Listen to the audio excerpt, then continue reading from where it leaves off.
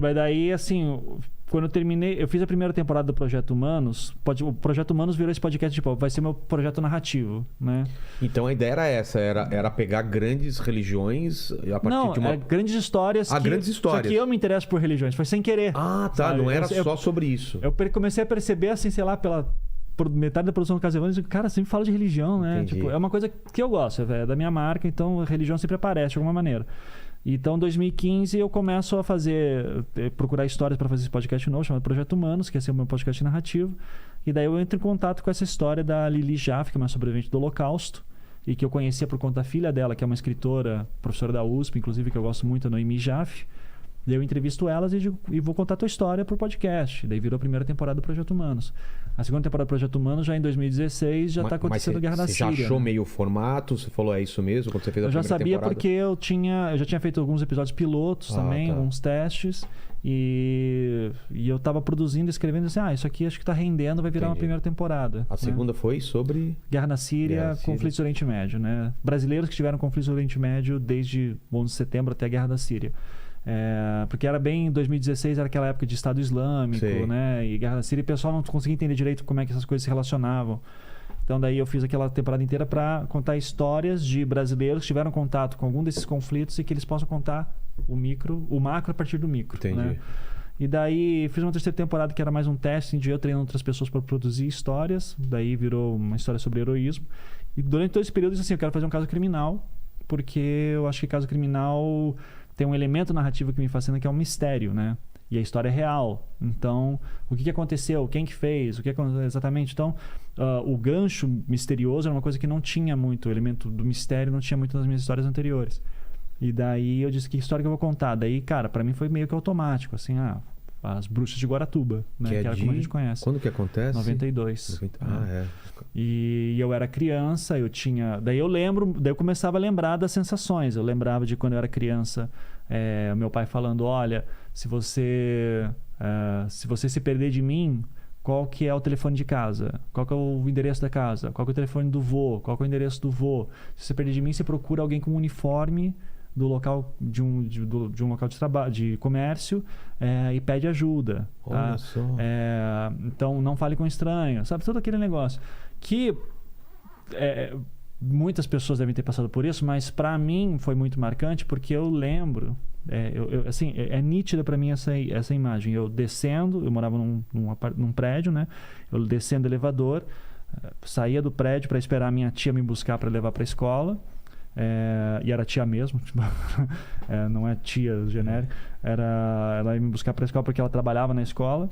E enquanto eu esperava, tinha um mercadinho do lado da portaria, e esse mercadinho tinha um cartaz dizendo, você me viu? E era do Guilherme Tiburtius, que foi uma criança que desapareceu em junho de 91 em Curitiba, num bairro de classe média alta, e virou meio que um símbolo das crianças que desapareceram no Paraná naquela época. Porque você entendia isso? Me marcou o Guilherme porque ele tinha uma idade próxima da minha. Ele desapareceu em junho, que é o mesmo meu aniversário. Então, e acho que ele desapareceu meio próximo também da onde eu estava. E a história do Guilherme é tipo assim, uma hora ele estava lá, de repente não estava mais. Assim, aí ele desapareceu. Deve ser desesperador isso. E daí ele estava numa... E daí o caso do Guilherme me pegou muito. E daí eu lembro, assim, de, sabe... Meu pai assistia muito Alborguete, assim, todo mundo assistia Alborguete. Todo mundo. Né? E daí falava muito dos crimes do Paraná. E Alborguete é aquele negócio, né? Tipo, até o final do programa eu vou falar sobre político, não sei o quê. E daí daqui a pouco ele não falava, né? Sabe Deus, né? Então a gente assistia muito, e eu lembro muito de magia negra, mataram não sei o quê, ritual satânico. Eu lembro dessas coisas. Eu acho que isso faz parte do meu fascínio também. De primeiro momento ter tanto medo do diabo e não sei o que, ele depois diz assim, não, eu quero saber o que é exatamente esse negócio do diabo e do que está sendo dito. Bom, na minha época era Reverendo Moon. Todo mundo tinha medo da... Meu pai morria de medo. Perua do Reverendo Moon, que falou que passava pegando criança. Não sei se tinha verdade nisso, o que era, mas todo mundo falava. A história da perua eu vi, né? A história da van, do Opala preto, né? Nossa. Então isso aí tudo... Metia medo nas crianças, né? Você via uma perua assim... Homem do saco, né? Então todas essas lendas urbanas, assim, que até que ponto são verdadeiras a gente não sabe, é difícil até de verificar tudo isso, mas eu sabia que tinha uma que era muito real, que era das Bruxas de Guaratuba. E eu lembro daí... perfeitamente ano 2002, era nesse meu entre faculdade de física e ir pro design, né? Tava voltando a fazer cursinho, e daí eu tava na praia com os amigos em Guaratuba. E eu sempre gostei de ir pra praia no inverno, porque daí tá vazio, sabe? Eu odeio pessoas. É perto da... É mesmo? Guaratuba, pra localizar, é uma praia que fica... Fica 1h30 de Curitiba, mais ou menos. E é uma praia boa, considerada boa? Ou... Pro padrão do Paraná, sim. Porque se você vai... Eu sempre gostei de ir pra praia do lado, que é Matinhos. Matinhos não tem nada. Matinhos não tem nada. Hoje já tem alguma coisa, assim, mas assim, era uma praia que a gente chamava de praia de velho, assim, porque o pessoal ia lá para ficar sem fazer nada, né? Você queria comprar caranguejo, você tem que ir até Paranaguá, que é uma cidade mais longe, 40 minutos, daí voltar. Então, Guaratuba era uma cidade que tinha vida fora de temporada.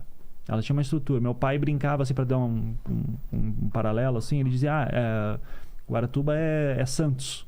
É tipo Santos, tem uma vida aqui fora da temporada. Diferente de Matinhos, que só tem algum movimento durante a temporada. Entendi. E eu ia para Guaratuba de vez em quando, mas em julho em específico tem uma festa tradicional lá, que é a festa do Divino, né? E daí eu ia... Cara, aquelas coisas de jovem da época, tipo assim, porra, vamos pegar uma casa e vamos todo mundo.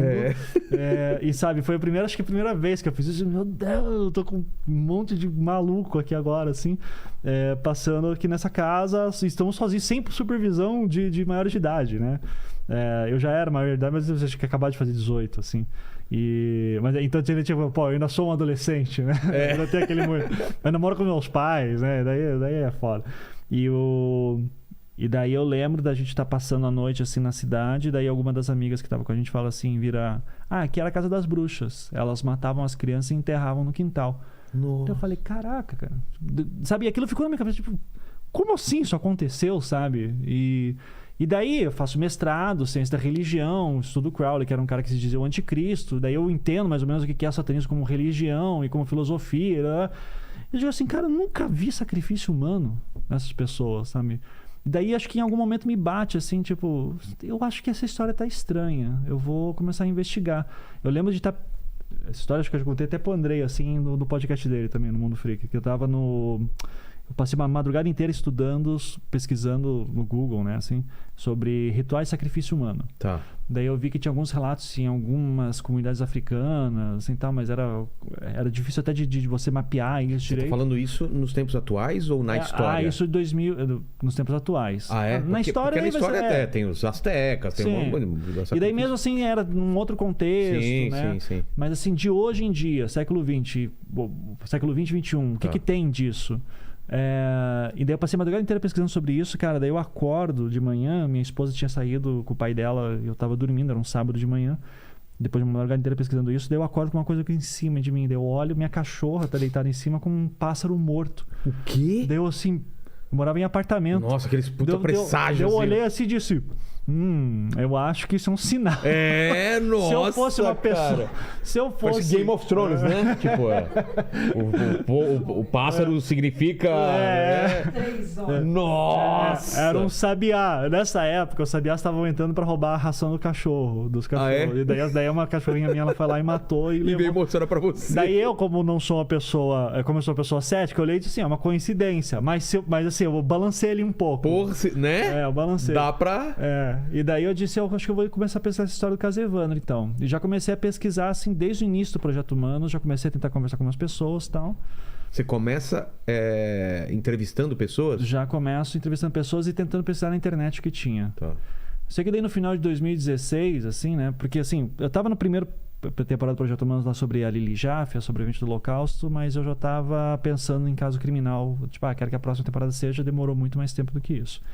Mas eu tava já querendo fazer sobre algum caso criminal, já tava com o caso de Bruxa de Guaratuba na cabeça, tava pesquisando no Google que tinha. E daí era um problema disso. Assim, você lia uma matéria, você não conseguia entender. Você lia duas matérias, você conseguia entender como é que uma conectava com a outra, porque pareciam duas histórias diferentes.